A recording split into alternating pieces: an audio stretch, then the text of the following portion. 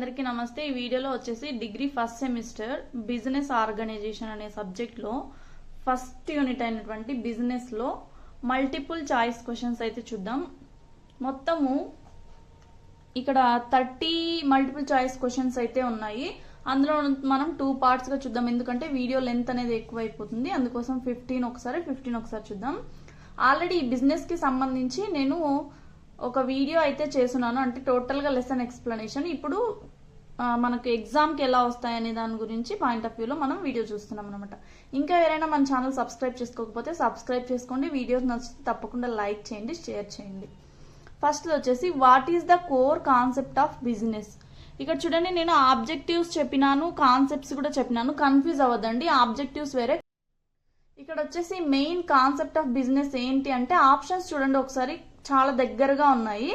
First వచ్చేసి profit maximisation, customer satisfaction, creating value for customers, reducing cost. ఇవన్నీ కూడా చూస్తే మనకు దగ్గరగా అనిపిస్తాయి, కానీ కాన్సెప్ట్ అంటే మీరు లెసన్ ఎవరైతే కరెక్ట్ గా వింటుంటారో వాళ్ళే కరెక్ట్ సమాధానం చేయగలుగుతారు। ఇక్కడ కరెక్ట్ ఆన్సర్ వచ్చేసి క్రియేటింగ్ వాల్యూ ఫర్ కస్టమర్స్। ఇది మెయిన్ కాన్సెప్ట్, బిజినెస్ యొక్క కోర్ కాన్సెప్ట్। సెకండరీ చాలా ఉంటాయి। మళ్ళీ ఆబ్జెక్టివ్స్ లో ఫస్ట్ ఏంటి అంటే ప్రాఫిట్ మ్యాక్సిమైజేషన్, అది సపరేట్ క్వశ్చన్ గా కూడా ఉంది, ఒకసారి చూసుకోవచ్చు మీరు। సో దీనికి ఆన్సర్ వచ్చేసి creating value for customers. Second చూద్దాం, which of the following is a purpose of business.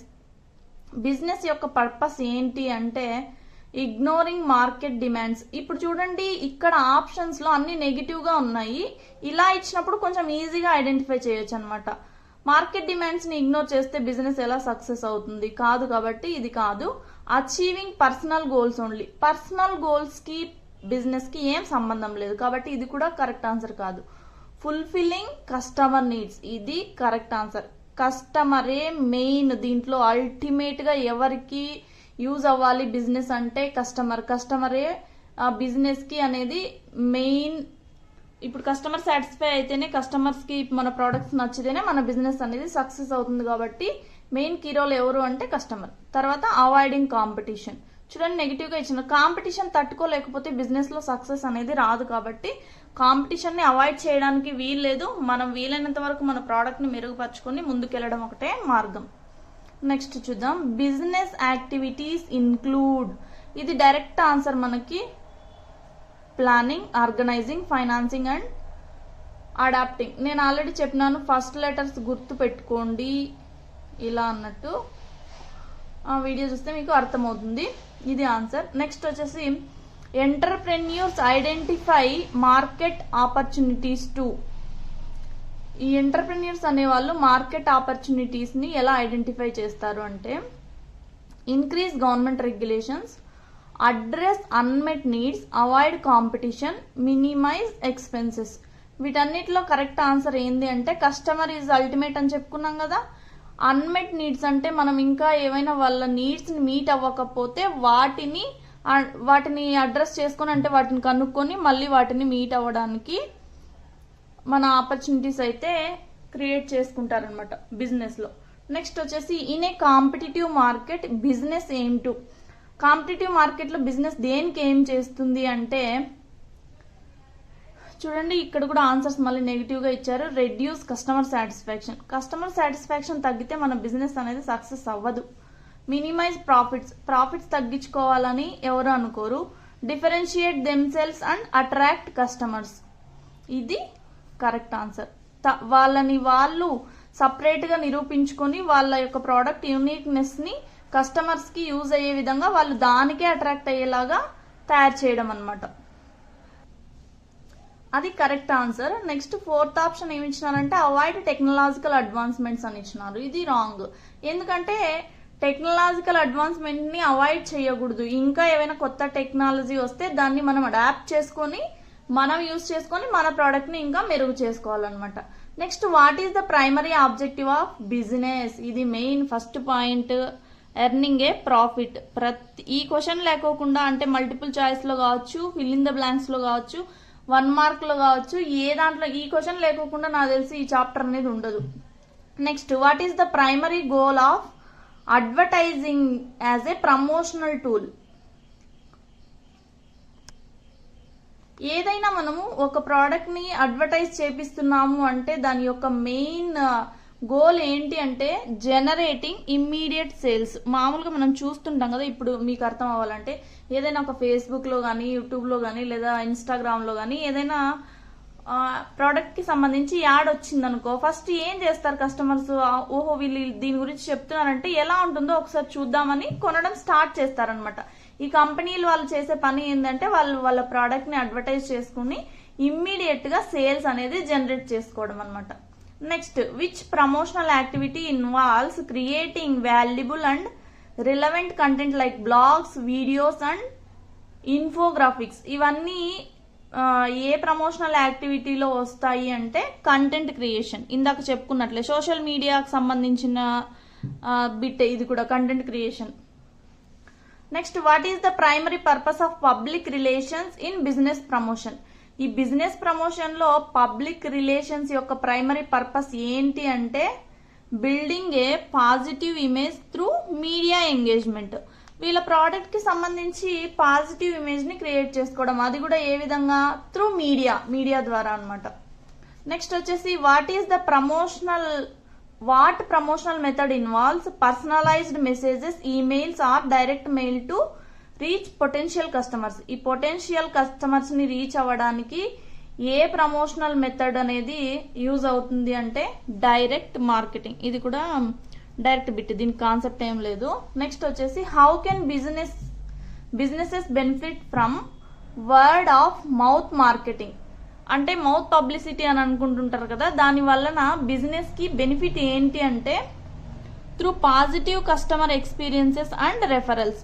Example, మీకు ఏదైనా ఒక ప్రోడక్ట్ నచ్చింది, మీరు సోషల్ మీడియాలో అంటే ఇన్స్టాగ్రామ్ లోను, ఫేస్బుక్ లోను చూసి ఒకటి కొన్నారు, అది మీకు బాగా సెట్ అయింది, మీరు ఇంకో 10 మందికి చెప్తారంటే నేను ఈ ప్రోడక్ట్ యూజ్ చేసినాను, నాకు బాగుంది, మీరు కూడా తీసుకోండి అని చెప్తే వాళ్ళు మీ ఎక్స్పీరియన్సెస్ ద్వారా అంటే మీరు రెఫర్ చేయడం ద్వారా వాళ్ళు కూడా కొంటారనమాట. ఇది మౌత్ మార్కెటింగ్ యొక్క బెనిఫిట్ బిజినెస్ కి. Next, what is one of the key considerations when establishing a new business. ఏదైనా కొత్త బిజినెస్ ని ఎస్టాబ్లిష్ చేసినప్పుడు ఏమేం కన్సిడర్ చేయాలి అంటే ఎక్స్పాండింగ్ వితౌట్ ఏ ప్లాన్ ఉండే ఎవరైనా బిజినెస్ అనేది చేస్తారు. సో ఇది wrong answer. Ignoring legal requirements అన్ని కరెక్ట్ గానే ఉండాలి, రాంగ్. ఇలా ఇచ్చినప్పుడు కొంచెం ఈజీగా ఐడెంటిఫై చేయొచ్చు. నెక్స్ట్ వచ్చేసి కండక్టింగ్ థరో మార్కెట్ రీసెర్చ్. ఇది కరెక్ట్. అసలు అక్కడ మార్కెట్ ఎలా ఉంది, ఏ ప్రోడక్ట్ మనం లాంచ్ చేస్తే అది ఎక్కువ సేల్ అవుతుంది, మన బిజినెస్ అనేది ప్రాఫిట్స్ లో రన్ అవుతుంది, అక్కడ ఉన్న సరౌండింగ్స్ ని బట్టి ఏదైతే బెటర్ అనే అన్ని కరెక్ట్ గా మార్కెట్ రీసెర్చ్ చేసి అప్పుడు మాత్రమే కొత్త బిజినెస్ ఎస్టాబ్లిష్మెంట్ అనేది మనం స్టార్ట్ చేస్తాం. Avoiding any initial funding avoid చేస్తే మనం క్యాపిటల్ ఏమి పెట్టకోకుండా బిజినెస్ అనేది ఎలా రన్ చేస్తాం. సో ఇది రాంగ్ ఆన్సర్.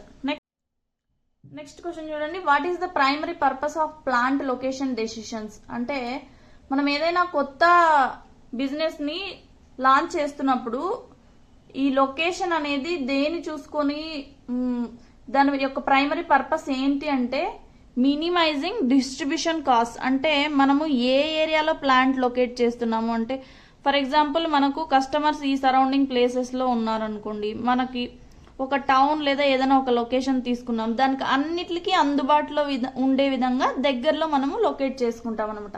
అలా కాకుండా మనకి ఎక్కడో వేరే ప్లేసెస్ లో కస్టమర్స్ ఉన్నప్పుడు మనం వేరే దగ్గర లొకేట్ చేస్తే ఏమైతుంది అంటే ఇక్కడ నుంచి ఇక్కడికి మన ప్రోడక్ట్ ని రీచ్ చేయడానికి మనకు ట్రాన్స్పోర్టేషన్ కాస్ట్, డిస్ట్రిబ్యూషన్ కాస్ట్ ఇవన్నీ ఎక్కువ అవుతాయి. కాబట్టి కొంచెం అనుకూలంగా దగ్గరలో తీసుకొని ప్లాంట్ అనేది లొకేట్ చేయడం జరుగుతుంది.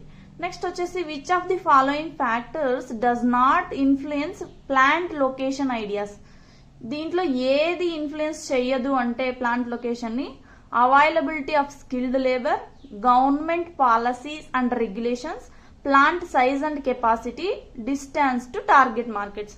ఇవన్నీ చూస్తే స్కిల్ లేబర్స్ అవైలబుల్ లో ఉన్నారా లేదా అనేది మనం ఖచ్చితంగా చెక్ చేసుకుంటాం. కాబట్టి ఇది ఇన్ఫ్లుయెన్స్ చేస్తుంది. మనకు అడిగిన క్వశ్చన్ నాట్ ఇన్ఫ్లుయెన్స్ అని. నెక్స్ట్ వచ్చేసి గవర్నమెంట్ పాలసీస్ అండ్ రెగ్యులేషన్స్ కి ఖచ్చితంగా మనం కట్టుబడి ఉండాల్సి ఉంటుంది కాబట్టి ఇది కూడా ఇన్ఫ్లుయెన్స్ చేస్తుంది. Next plant size and capacity, ఇది ఇన్ఫ్లుయెన్స్ చెయ్యదు. నువ్వు ఎంత సైజ్ లో పెట్టుకుంటున్నావు, నువ్వు ఎంత కెపాసిటీలో నీ ప్రోడక్ట్స్ అనేది ప్రొడ్యూస్ చేస్తున్నావు అనేది అది నీ ఇష్టం, నీ బిజినెస్ కి సంబంధించిండేది. అది ప్లాంట్ లొకేషన్ ని ఏ విధంగా కూడా ఇన్ఫ్లుయెన్స్ చేయదు. అలాగే డిస్టెన్స్ టు టార్గెట్ మార్కెట్స్, ఇలా ఇందాక చెప్పుకున్నట్లే కొంచెం దగ్గరలో అవైలబుల్ లో ఉంటే మనకు బెటర్, కాబట్టి ఇది కూడా ఇన్ఫ్లుయెన్స్ చేస్తుంది. ఇవన్నీ రాంగ్. మనకు అడిగింది నెగిటివ్ గా కాబట్టి దీనికి పాజిటివ్ ఆన్సర్ వచ్చేసి plant size and capacity. Next the why is proximity to raw materials important in plant location decisions.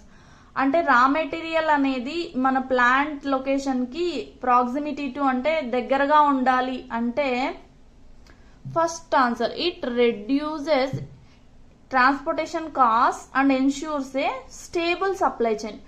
దగ్గరలో ఉండడం, మనకు అందుబాటులో ఉండడం వలన ప్లాంట్ లొకేషన్ కి రా మెటీరియల్ అనేది మనకు ట్రాన్స్పోర్టేషన్ కాస్ట్ అనేటివి తగ్గుతాయి. అలాగే సప్లై చైన్ అనేది స్టేబుల్ గా ఉంటుంది అనమాట. అంటే ఎప్పుడు మనకు అవైలబుల్ లో ఉండి మనకు కరెక్ట్ గా దొరుకుతూ ఉండి మన ప్రోడక్ట్ ని కరెక్ట్ గా ప్రొడ్యూస్ చేస్తున్నామంటే ఈ చైన్ లో అనేది ఏ విధమైన బ్రేక్ లేకోకుండా స్టేబుల్ గా మన సప్లై అనేది ఉంటుంది. సో ఇది కరెక్ట్ ఆన్సర్. ఇవన్నీ కూడా wrong answers. Thanks for watching Trilokya 6600. Stay tuned for more updates and more videos.